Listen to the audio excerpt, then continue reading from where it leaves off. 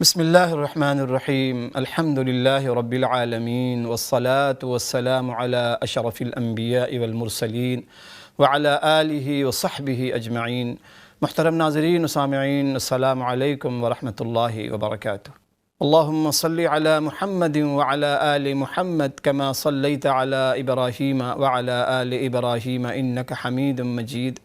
اللہم بارک علی محمد وعلی آل محمد کما بارکت علی ابراہیم وعلی آل ابراہیم انک حمید مجید۔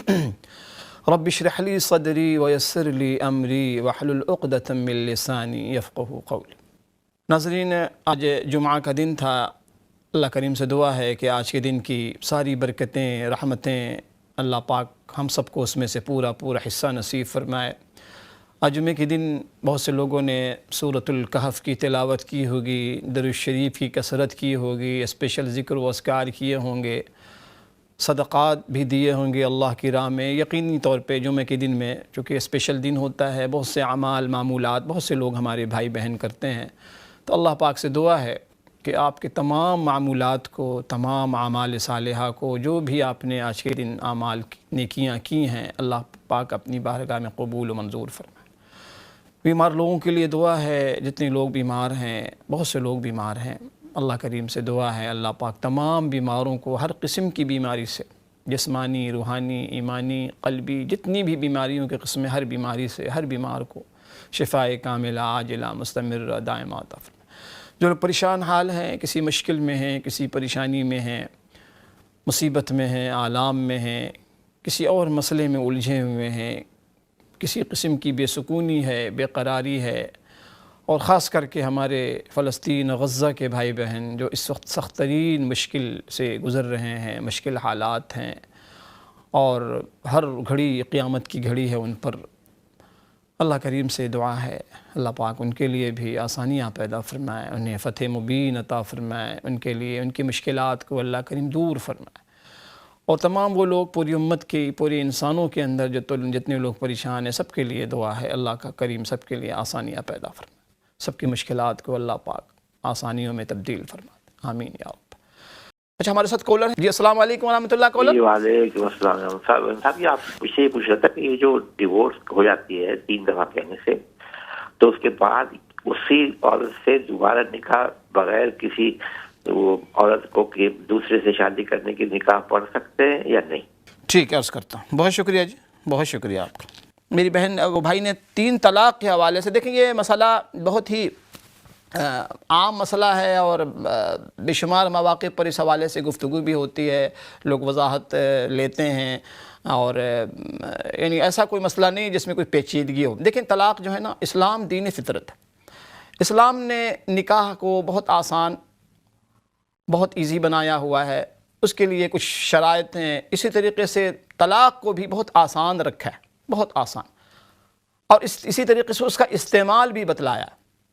دیکھیں میاں بیوی کا جو رشتہ ہے نا، بڑا اسپیشل رشتہ ہے۔ دوسرے جو رشتے ہیں ظاہر ہے کہ اس میں طلاق کی نوبت نہیں آتی، ماں باپ بھائی بہن، یہ ایسے رشتے جو اللہ پاک کی طرف سے بنائے جاتے ہیں۔ میاں بیوی کا جو رشتہ ہے، ازدواجی رشتہ ہے، بڑا اسپیشل رشتہ ہے۔ سب سے پہلا رشتہ جب کائنات بنی ہے تو یہ دونوں رشتے بنے، میاں بیوی کے رشتے، آدم علیہ السلام، حضرت حوا۔ اور جنت میں بھی قرآن نے جو تذکرہ کیا ہے، کہیں یہ تذکرہ نہیں کیا کہ ایک جنتی اپنے ماں باپ بھائی بہن رشتہ دار، نہیں، فرمایا کہ ہم وازواجہم فی ظلال علی الارائک، کہ جنتی جو جنت میں جائیں گے تو اپنے جوڑے کے ساتھ ہوں گے، عورتیں اپنے شوہروں کے ساتھ اور شوہر اپنی بیویوں کے ساتھ۔ آپ اندازہ لگائیں اس کی عظمت کا، اس رشتے کی خوبصورتی کا۔ تو بہرحال دیکھیں 3 طلاق کا مسئلہ یہ ہے، ایک تو اول ہمیں بہت ہی اجتناب کرنا چاہیے، کبھی بھی نہیں، اگر خدا نخواستہ کبھی ایسی نوبت آئے، اللہ نہ کرے کسی کو ایسی نوبت آئے، اس لیے ہمیں حکم ہے غصہ آئے تو بیٹھ جاؤ، غصہ آئے تو پانی پی لو، غصہ آئے تو وہاں سے ہٹ جاؤ، غصہ آئے تو درود شریف پڑھ لو۔ کبھی بھی غصے میں ایسے الفاظ کا استعمال نہیں کرنا چاہیے، بالکل گریز کریں۔ ہر چیز کا سنت طریقہ بتلایا گیا کہ اگر آپس میں نزاع ہو، ڈسپیوٹ ہو، حکم یہ ہے کہ پہلے آپس میں صلح و مصالحت کرو۔ رشتہ داروں کو حکم ہے کہ رشتہ دار جو قریبی رشتہ دار ہیں وہ آگے صلح و مصالحت کرا لیں، ڈائیلاگس کے ذریعے باتیں کریں، ایک دوسرے سے، ایک دوسرے کو سمجھیں، ایک دوسرے کو جانیں کیا پریشانی ہے۔ اگر خدا نخواستہ صلح مصالحت کے باوجود بعد بھی، نصیحت کے بعد بھی اگر کوئی بات نہیں بنتی، کوئی آپشن نہیں ہے اس کے علاوہ، تو حکم یہ ہے کہ ایک طلاق، طلاق رجعی. جب تم خواتین پاک ہوتی ہیں، پاکی کے عالم میں، پیریڈ میں نہیں، پاکی کے عالم میں، ایک طلاق، پھر ان کو مہلت دو. ہو سکتا ہے چونکہ وقت جو ہے نا ایک بہترین مرہم ہوتا ہے، 1 مہینے 2 مہینے شاید وہ تنہائی میں کچھ سوچیں، کچھ سمجھیں، اپنے بارے میں نفع نقصان سمجھیں. کوئی اللہ کرے ان کو کوئی محسن مل جائے، کوئی سمجھانے والی خاتون، کوئی خالہ، کوئی پھوپھی اچھی، کوئی نیک سیرت کوئی خاتون مل جائے تو سمجھائیں کہ دیکھو جو تم کر رہی ہو اچھا نہیں کر رہی ہو، بچے تمہارے ہیں. تو ہو سکتا ہے کہ وہ بیک ٹو نارمل ہو جائیں، بات بن جائے، آپ کے ایک ہی تیر آپ کمان سے نکالیں. تینوں تیر ایک ہی مرتبہ آپ کمان سے جب چھوڑ دیتے ہیں نا تو پریشانی ہوتی ہے. تو اس میں حکم یہ ہے کہ 3 خدا نخواستہ اگر کوئی شخص طلاق دیتا ہے تو اس کو طلاق مغلظہ کہتے ہیں. چاہے وہ ایک ساتھ دے، چاہے وہ الگ الگ کر کے دے، چاہے ایک لفظ استعمال کرے، 3 is 3، 3 is 3، تو پھر طلاق مغلظہ کہتے ہیں. اس میں یہ ہے کہ آپ اس وقت تک اس خاتون سے شادی نہیں کر سکتے جب تک اس کی شادی کہیں اور نہ ہو. یہ بھی دیکھیں، اس میں حکمت دیکھیں کہ ان مردوں کے لیے سزا ہے کہ تم نے ایسے الفاظ استعمال کیوں کیے. تمہیں نہیں پتا تھا کیا خاتون کوئی گری پڑی چیز ہے، جب چاہا تم نے رکھ لیا، جب چاہا اٹھا کے پھینک دیا. اس میں خواتین کو رسپیکٹ اور مردوں کو یہ بتایا گیا کہ تمہاری غلطی کی دنیا میں سزا ہے، اب تم اس سے نکاح نہیں کر سکتے انلیس کہ کسی اور سے اس کی شادی ہو اور پلاننگ نہ ہو. یہ جو خدا نخواستہ یہ جو حلالہ والے کا جو سلسلہ ہوتا ہے بالکل حرام ہے. یہ پلاننگ کر کے حلالہ کروانا، پلاننگ کر کے اس کا نکاح کرانا اور سٹنگ کرنا کہ ہاں جی 2 دن کے بعد آپ نے طلاق دے دینی ہے پھر میں کر لوں گا، یہ بھی حرام ہے، یاد رکھیں. اس کا نارمل طریقے سے اس خاتون کی شادی ہو اور پھر خدا نخواستہ اگلی شادی میں بھی اس کا نباہ نہ ہو اور انڈرسٹینڈنگ نہ ہو، سیکنڈ شوہر طلاق دے دے، پھر عدت کے بعد پہلا شوہر شادی کر سکتا. ہمارے ساتھ ایک کالر ہے جو ان کو بھی شامل کرتے ہیں. السلام علیکم ورحمۃ اللہ. وعلیکم السلام ورحمۃ اللہ وبرکاتہ. جی بھائی. جی بس میں نے صاحب جو آپ نے بھی طلاق کے بعد جو آپ بات کر رہے ہیں وہ اس کے بارے میں مجھے کوئی ریفرنس مجھے مطلب ہے کہ قرآن سے یا حدیث سے اس میں کوئی آپ بیچ میں کوئی ایڈ کر سکتے ہیں کچھ بیچ میں تھوڑا سا؟ ٹھیک ہے میں عرض کرتا ہوں. جزاک اللہ. جزاکم اللہ خیر. جی بہت شکریہ بھائی آپ کی کال کا. سورۃ البقرہ کی 230 آیت ہے، وہاں سے شروع ہے الطلاق مرتان. اور یہ جو آیت ہے 230 آیت نمبر ہے، اس میں اللہ پاک نے تذکرہ کیا فَإِن طَلَّقَهَا فَلَا تَحِلُّ لَهُ مِن بَعْدُ حَتَّى تَنْكِحَ زَوْجًا غَيْرَهُ. کہ جب کوئی شخص 3 طلاق دیتا ہے اپنی بیوی کو تو اب وہ شخص وہ عورت اس کے لیے حرام ہے، نہیں کر سکتا اس سے نکاح حتیٰ تنکح زوجا غیرہ، جب تک نئی شادی اس کو نئے شوہر سے نہ ہو پھر وہ طلاق دے. تفصیلات آپ دیکھ لیں سورۃ البقرہ آیت نمبر 230. انشاءاللہ پوری تفصیلات آپ کو مل جائیں گے. اور قریب میں اگر آپ کی مسجد ہو تو آپ ضرور کسی امام سے 1 to 1 اس حوالے سے بات کریں تو زیادہ تسلی تشفی بخش مسئلہ ہوگا انشاءاللہ. ایک کالر ہمارے ساتھ ہیں جو ان کو شامل کرتے ہیں. السلام علیکم ورحمۃ اللہ. وعلیکم السلام ورحمۃ اللہ وبرکاتہ. جی مولانا صاحب کیا کہتے ہیں، میرے سے ایک آپ سے ابھی آپ نے کہا کہ آپ کے بچے جو ہیں جو صدقہ جاریہ ہیں اور جو مطلب ہے کہ اگر اچھے کام کریں گے وہ اچھا صدقہ جاریہ اور ساتھ گناہ اگر کریں گے تو وہ بھی صدقہ جاریہ آپ نے کہا کہ وہ ہوگا. تو وہ اگر وہ کوئی گناہ کریں گے تو وہ ہماری بکس میں جائے گا پیرنٹس کی کہ مطلب ہے کہ وہ نہیں، گناہ والے کو تو میں نے گناہ جاریہ کہا. صدقہ جاریہ جو اچھے عمل کریں گے ہم ان کو اچھے کاموں کی طرف لگائیں گے. جی گناہ جاریہ. جی گناہ جاریہ. جی وہی بس یہی کوشچن ہے میرا کہ گناہ جاریہ میں وہ ہماری بکس میں جائیں گے یہ سارے گناہ؟ میں عرض کرتا ہوں. اچھا دیکھیں، صدقہ جاریہ کا تو سمجھ میں آتا ہے، بہت آسان سمجھنا. جیسے حدیث کے الفاظ ہیں کہ اذا مات الانسان انقطع عملہ، جب انسان کا انتقال ہوتا ہے تو اس کی نیکیوں کا سلسلہ منقطع ہو جاتا ہے، اس کی کتاب زندگی بند. الا من 3، ہاں 3 چیزیں ایسی ہیں کہ مرنے کے بعد بھی اس مرنے والے کو اس کا فائدہ بینیفٹ ملتا ہے. اس میں فرمایا کہ ولد صالح یدعو لہ، نیک اولاد جو اس کے لیے دعا کرتی.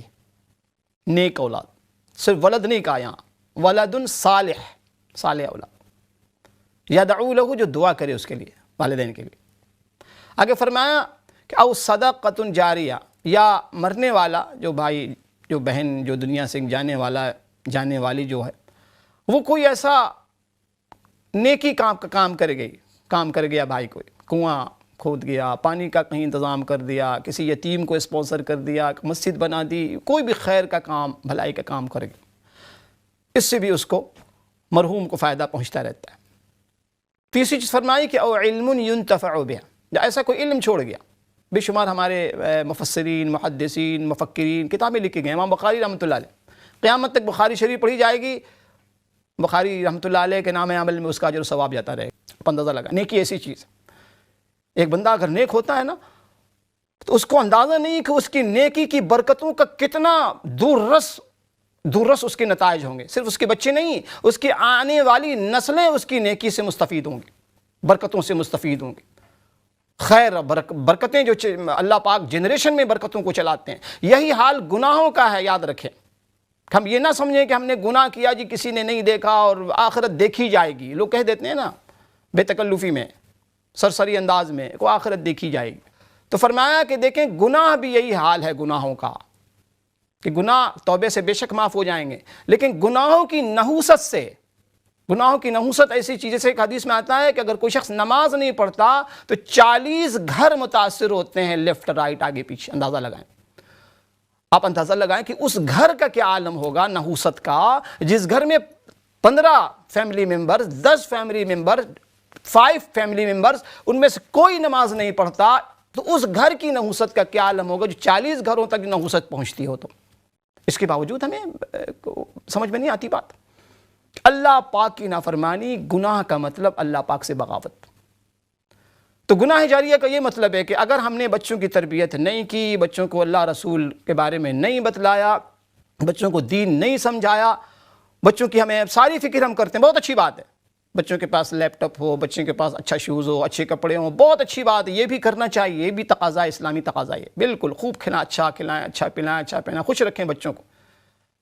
لیکن یہ کیسی ہمدردی ہے کہ آپ فجر کی اذان ہو رہی ہے، بچوں کو سونے دے رہے ہیں، آپ اٹھا نہیں رہے ہیں، مغرب کی اذان ہو رہی ہے، بچے کھیل رہے ہیں گھر میں، گیم میں، فلم میں، ٹی وی میں لگے ہوئے ہیں، آپ کے سر میں جوں ہی تک نہیں رینگتی کہ بچوں کو کہیں بیٹے اذان ہو رہی ہے، مؤذن بلا رہا ہے، حی علی الصلاۃ۔ تو یہ کیسی یہ ہمدردی نہیں، یہ دشمنی ہے۔